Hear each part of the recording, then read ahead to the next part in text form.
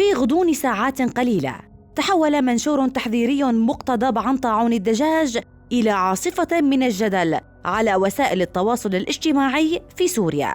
منشور صدر عن وزارة الطوارئ وإدارة الكوارث الطبيعية ثم اختفى سريعاً من صفحاتها الرسمية، لكنه كان كافياً لإثارة موجة من القلق بين المستهلكين وإشعال النقاش حول سلامة قطاع الدواجن، في وقت يتزامن فيه ذلك مع قرار حكومي بمنع استيراد الدواجن المجمدة.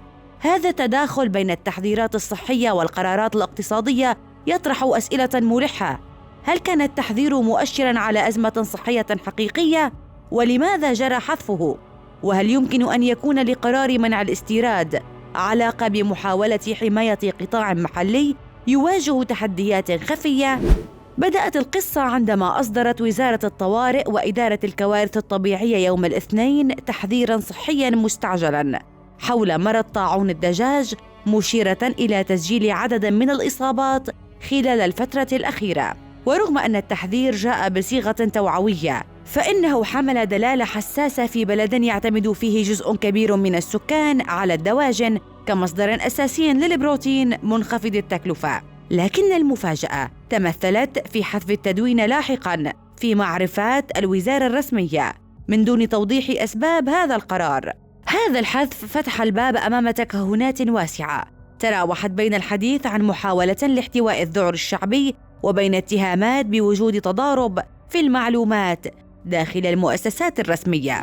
مصادر متابعة للملف أشارت إلى أن مديرية حماية المستهلك في دير الزور سارعت إلى نشر بروشور توعوي يتضمن معلومات عامة عن طاعون الدجاج وأعراض الإصابة به، إضافة إلى نصائح للمستهلكين حول شراء وطهي الفروج، غير أن هذا البروشور بدوره لم يبقى طويلاً في التداول الرسمي، إذ جرى حذفه بعد فترة وجيزة عقب تصاعد الجدل واللبس الذي رافق التحذيرات.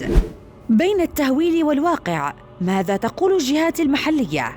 في محاولة لاحتواء المخاوف، صرح مدير المكتب الإعلامي في مديرية زراعة دير الزور محمد المصطفى بأن الحالات المسجلة بطاعون الدواجن في المحافظة ما تزال ضمن حدودها الطبيعية، مؤكداً عدم حدوث أي زيادة استثنائية، ووصف الأخبار المتداولة بأنها لا تتجاوز كونها تهويلاً إعلامياً، غير أن هذا التصريح رغم أهميته لم ينهي الجدل، فخبراء في القطاع الزراعي يرون أن غياب بيانات مفصلة وشفافة حول حجم الإصابات وآليات الرصد البيطري يترك فراغاً معلوماتياً تملؤه الشائعات بسرعة. ويؤكد أحد الأطباء البيطريين العاملين في القطاع الخاص، فضل عدم ذكر اسمه، أن أمراض الدواجن تظهر بشكل دوري في معظم البلدان، لكن المشكلة ليست في وجود المرض بحد ذاته، بل في طريقة التواصل مع الجمهور وإدارة المعلومات.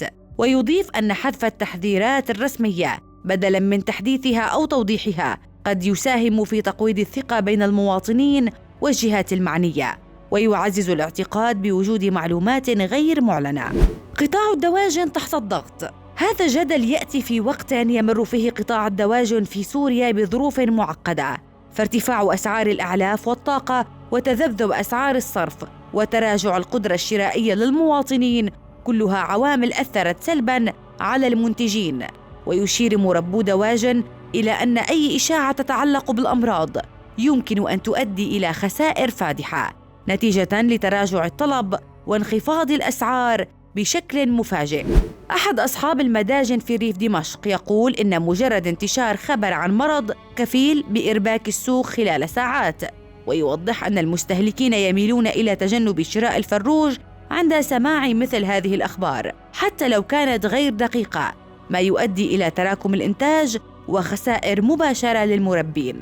في هذا السياق يرى محللون أن حساسية توقيت التحذير تم حذفه تعكس إدراك الجهات الرسمية لتأثير المعلومات الصحية على سوق هش أصلاً. يتقاطع هذا الملف مع قرار حكومي حديث بمنع استيراد الدواجن المجمدة، وهو قرار بررته الجهات المعنية بالرغبة في دعم المنتج المحلي وتشجيع الاكتفاء الذاتي، بالإضافة إلى مبررات صحية. نظرياً يهدف هذا القرار إلى حماية المربين من المنافسة الخارجية وتمكينهم من تسويق إنتاجهم بأسعار عادلة، لكن الربط بين التحذير من طاعون الدجاج وقرار منع الاستيراد يثير تساؤلات إضافية. فإذا كان الهدف هو تعزيز الثقة بالمنتج المحلي، فإن أي غموض حول الوضع الصحي للقطاع قد يأتي بنتائج عكسية.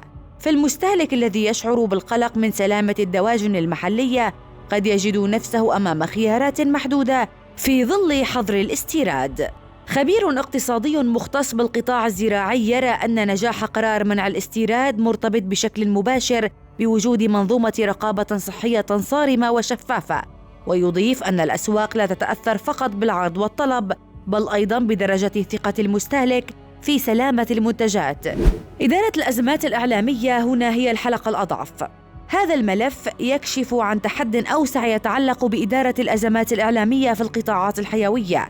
ففي عصر وسائل التواصل الاجتماعي تنتشر المعلومات الصحيحة والمغلوطة بسرعة هائلة، ويؤكد مختصون في الإعلام أن أفضل وسيلة لمواجهة الشائعات هي تقديم معلومات دقيقة ومحدثة بشكل مستمر بدلاً من حذف البيانات أو تجاهل الجدل. إن غياب استراتيجية اتصال واضحة قد يحول تحذيراً صحياً روتينياً إلى أزمة ثقة عامة، وكان بإمكان الجهات المعنية وفق خبراء إصدار بيان تفصيلي يشرح طبيعة المرض ونطاق انتشاره والإجراءات المتخذة للسيطرة عليه، مع التأكيد على سلامة المنتجات المطروحة في الأسواق. من الناحية العلمية، يشير الأطباء البيطريون إلى أن معظم أمراض الدواجن لا تنتقل إلى الإنسان عند طهي اللحوم بشكل جيد، ومع ذلك فإن المخاوف الشعبية غالباً ما تتجاوز الحقائق العلمية، خاصة في ظل نقص التوعية.